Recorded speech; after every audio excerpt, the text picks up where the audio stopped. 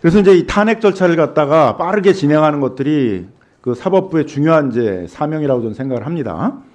박근혜 대통령 탄핵 절차 때 90일이 소요됐는데 그때는 이제 뭐 미르재단, 뭐 최순실, 뭐 뇌물, 그래서 뇌물죄에 있어서도 여러 사건들이 있었고 직권남용죄 관련해서도 여러 가지 사건들이 있었고 뭐 외환 뭐 부분도 있었고 아주 여러 가지 사건들이 많았기 때문에 이제 시간이 많이 소요될 거로 예상을 했는데 그때도 90일 이내에는 끝났습니다. 3개월 내에는. 이번 사건의 경우에는 딱 두 개예요. 탄핵 내용이. 그 12.3 개헌과 이제 내란죄 두 가지만 이제 다루게 되어 있는데 뭐 이런 걸 본다면은 보통 그 재판을 진행하신 경험상 보게 되게 되면 이 두 가지 쟁점에 대해서만 한다고 그러게 되면 집중 심리를 하면은 90일보다 훨씬 좀 적은 기간 내에 종료할 수 있다 이렇게 예상할 수 있는 것이죠. 제가 일반적으로 예상하기는 좀 어렵습니다.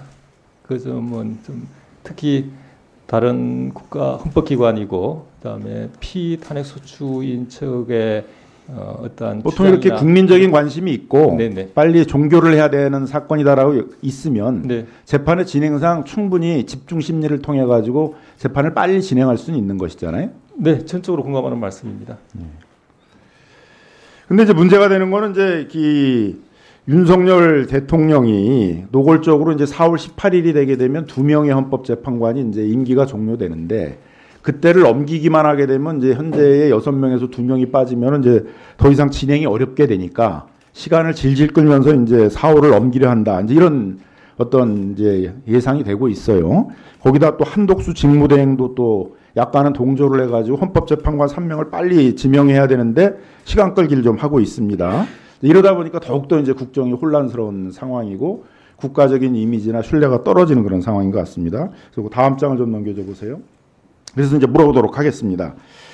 이제 후보자도 마찬가지인데 국회가 이제 대법관에 대해서 임명 동의를 하게 되면 그걸로 끝나는 게 아니라 그 대통령이 임명을 해야 되잖아요. 그렇습니다. 지금은 이제 직무대행이 임명을 해야 됩니다.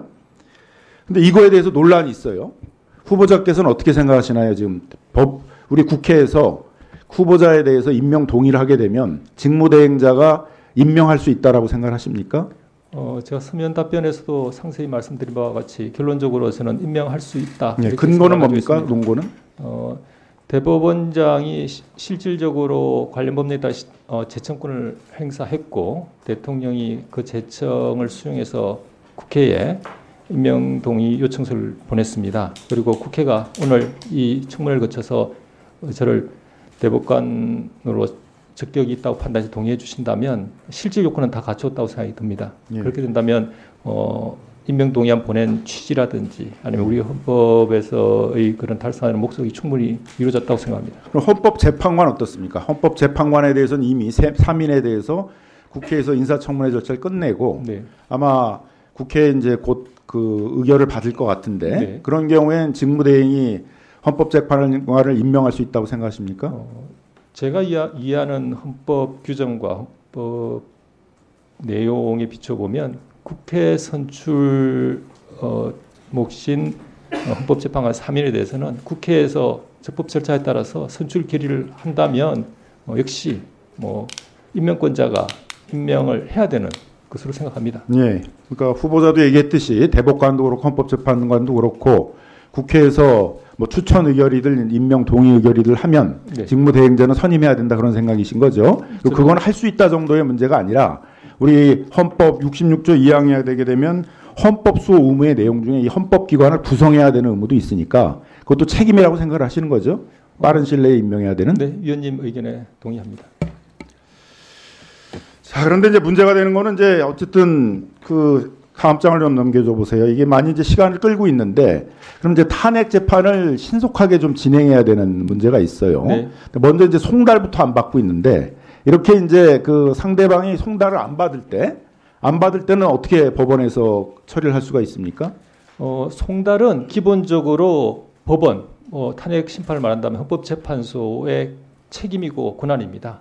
우리 법이 그러한 경우까지 예상해서 유치 송달 같은 보충 송달 방법이나 발송 송달 등 조치를 다 갖춰놓고 네, 있습니다. 그러니까 보충 송달, 유치 송달하고 그것도 안 맞게 되게 되면 발송 송달을 처리할 수 있는 것이죠. 네, 지금 헌법재판소 그렇게 하겠다고 그러는 것이죠. 네, 재판기관의 책임하에 그렇게 할 수 있고 또 해야 되는 것으로. 그다음에 이제 변론도 집중해서 할 수가 있는데 뭐 일주일에 2번씩 뭐 한 대라든가 이런 것도 충분히 가능한 거죠. 탄핵 재판에서도. 사건에 따라서 그리고 뭐 신속한 재판과 공정한 재판을 동시에 충족시켜야 될 사안이라면 당연히 그렇게 하고 또 할 수도 있다고 생각합니다. 그다음에 이제 변호인을 선임하지 않고 이제 선임한다 그러면서 시간 질질 끌고 있는데 이런 것도 헌법재판소에서 필요하면 국선 변호인을 선임해가지고 진행할 수 있는 것이죠.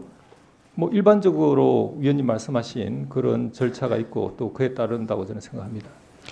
증거에 있어서도 국회에서 나와서 선서를 하고 증언한 내용에 대해서는 충분히 헌법재판소에서 증거 능력 다 인정할 수 있는 그런 것들이죠. 기본적으로 말씀하신 내용들은 공문서 형태고 또 진술의 하게 된 경위나 절차 같은 것이 엄정하기 때문에 말씀하신 것과 같이 처리할 수 있을 것 같습니다. 예, 그래서 이미 국회에서 이제 우리 국방위원회라든가 또 뭐 법사위원회라든가 뭐 그 행정위원회라든가 행정안전위원회라든가 이런 데서 이미 이제 주요 그 내란에 종사했던 분들이 나와가지고 대통령이 뭐 국회의원들을 그 국회에서 끌어내라 뭐 이렇게 얘기도 했고 체포조를 만들라 이런 얘기도 했다 그러고 이런 이제 증언들을 다 했어요. 이런 증언들은 헌법재판소에서도 다 증거로 인정될 수 있는 것들이죠. 위원님 말씀하신 게 기본적으로 저는 동의합니다. 다만 그 부분은 아마 법률상으로는 증거 능력이고 그 내용을 그대로 믿느냐 신빙성의 문제는 그러니까 신빙성의 문제는 뭐 둘째인데 어쨌든 다 증거로서 사용할 수 있는 것들이잖아요. 뭐 저는 그렇게 위원님 말씀에 공감합니다.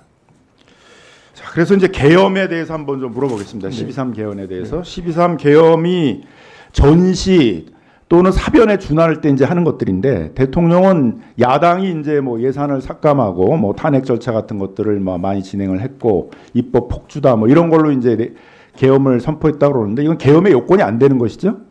어떻게 생각하십니까? 지금 구체적 사안이고 현안이기 때문에 그 재판을 담당할 후보자 입장에서는 명확한 답변을 드리기 어려운 점은 양해해 주셔야 믿습니다. 다만 그 요건이 소위 말하는 포섭이 쉽게 되는 명확한 그 요건에 맞는지 그렇게 쉽게 판단할 수 없는 아니 그 대통령이 일단 같습니다. 주장하는 걸 갖고 판단해 보세요. 그러니까 야당이 폭주를 했기 때문에 그게 계엄을 할 수 있는 요건이라가 되는지 단순히 그 부분 가지고는 뭐 쉽게 그렇게 생각하기는 어려울 것 같습니다. 그렇죠. 전시 군사력을 동원해서 공공질서를 확보해야 되는 그런 사안에 계엄을 할 수 있는 거잖아요. 제가 답변 드려도 되겠습니까? 네. 제가 다시 말씀드리지만 일반적으로 우리가 쉽게 예상할 수 있는 그런 헌법이 예정했던 전시 사변 또는 이에 준하는 사안으로 쉽게 생각되지는 않는 경우입니다.